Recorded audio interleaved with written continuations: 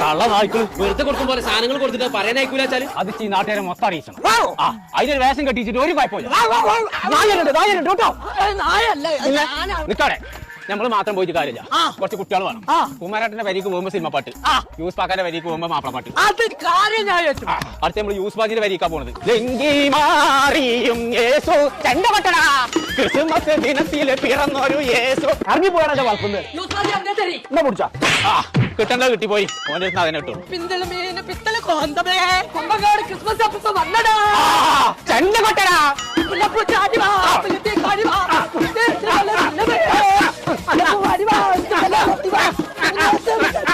എല്ലാരും പോയി അവിടെ ആളില്ല.